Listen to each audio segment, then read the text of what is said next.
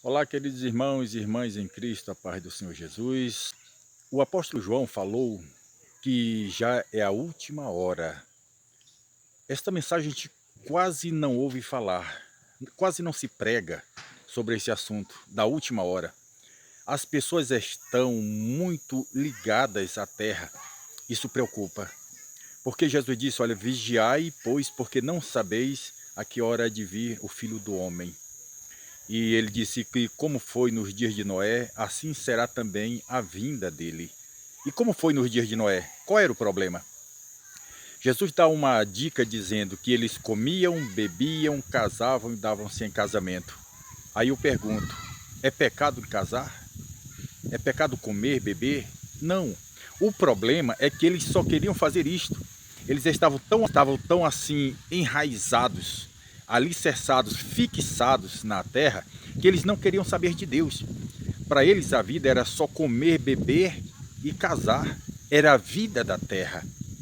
E certa vez Jesus, ao sair do templo, ele estava direcionando-se ao Monte das Oliveiras com seus discípulos. Antes ele tinha dito a eles, porque eles lhe mostraram a estrutura do templo. Era o cartão postal de Jerusalém, e eles mostraram, mestre, olha, que edifícios, que pedras. E Jesus disse, olha, não vês tudo isso? Não ficará pedra sobre pedra que não seja derrubada. Aquela fala de Jesus chamou a atenção dos seus discípulos, e no caminho eles perguntaram a Jesus, fizeram uma pergunta tríplice. Mestre, quando aconteceram estas coisas, que sinal haverá da tua vinda e do fim dos tempos? Porque como Jesus falou que não ficaria pedra sobre pedra que não fosse derrubado, aquilo preocupou eles. E eles acreditaram no que Jesus disse e perguntaram quando aconteceram essas coisas.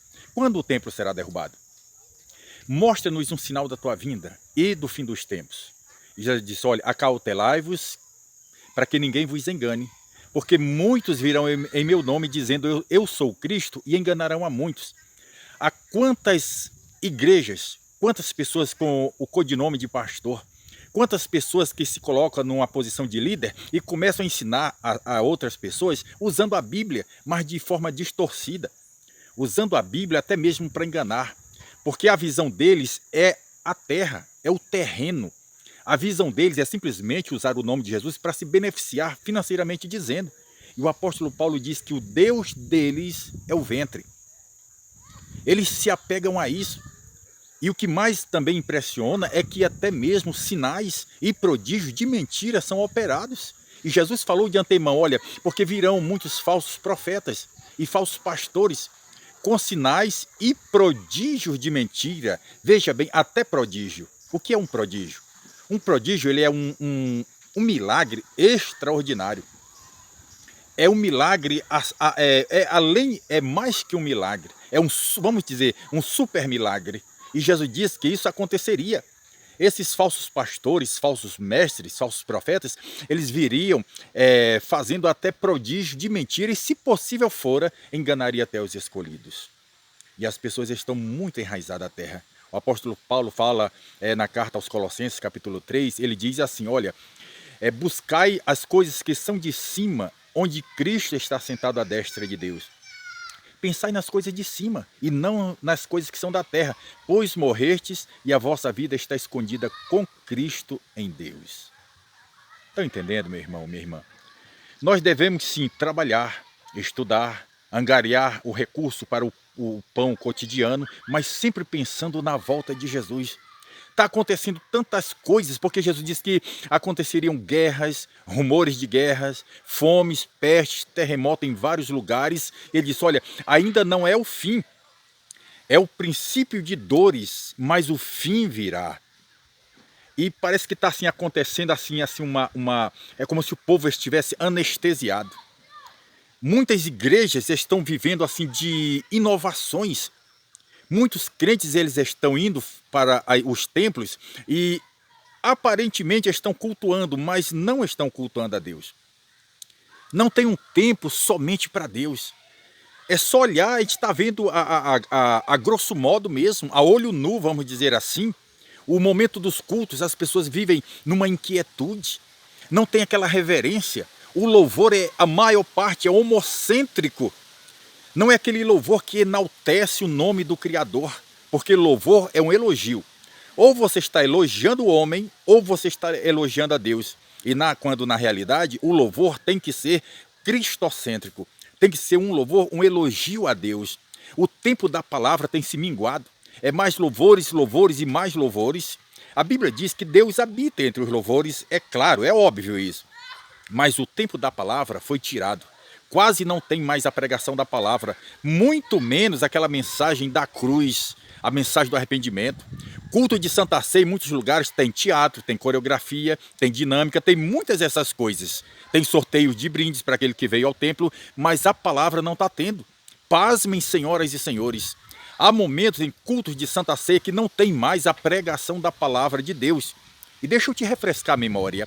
A Bíblia vai falar que naquela quinta-feira, quando Jesus come a Santa Ceia com seus discípulos, Lucas vai dizer, e tendo cantado um hino, saíram para o Monte das Oliveiras. Entenderam? Tendo cantado um hino. Não quero dizer com isto que tem que limitar o número de louvores, não é isso. Mas a Bíblia está relatando que apenas um hino foi cantado. Então o que teve mais? Palavra. O tempo maior foi para a palavra de Deus, porque a palavra regenera, a palavra restaura, a palavra ela alimenta, a palavra ela é que contagia, a palavra é que vivifica, a palavra ela ilumina, a palavra ela dá ali uma qualidade de vida espiritual melhor ao crente. O Sermão da Montanha, que ele começa no capítulo 5 e termina no capítulo 7, são 3 capítulos. O versículo 24 do capítulo 7, Jesus está dizendo, portanto, todo aquele que ouve estas minhas palavras e as pratica, eu compará-lo-ei ao homem prudente que construiu a sua casa sobre a rocha. Desceu a chuva, transbordaram os rios, sopraram os ventos e deram com ímpeto com aquela casa, contudo ela não caiu, porque estava edificada sobre a rocha. Mas aquele que ouve estas minhas palavras e não coloca em prática, é semelhante ao homem insensato que construiu a sua casa sobre a areia. Desceu a chuva, transbordaram os rios, sopraram os ventos e deram com ímpeto com aquela casa, e ela caiu, e grande foi a sua ruína. E vai findar o capítulo 7, no versículo 28, diz assim, e tendo Jesus terminado de falar, as multidões se maravilharam com seu ensino, porque ele ensinava não como os mestres e os escribas, mas sim como quem tem autoridade. Portanto, quando nós colocamos a palavra de Deus em prática, pode vir as pestes, os terremotos, as guerras, os rumores de guerra, pode vir a falta de amor, o esfriamento, mas nós estamos com a nossa casa edificada sobre a rocha, nada disso irá derrubar.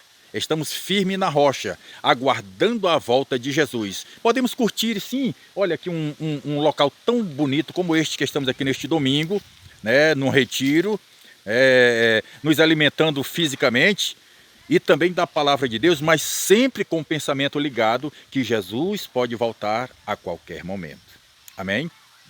Que esta palavra nos sirva de reflexão para que nós venhamos a estar na nossa vida cotidiana, sim, trabalhando, estudando ou fazendo qualquer coisa, mas sempre ligado na volta de Jesus. A meia-noite já chegou e o grito já foi dado, o noivo vem aí. Que Deus nos abençoe em nome de Jesus. Amém.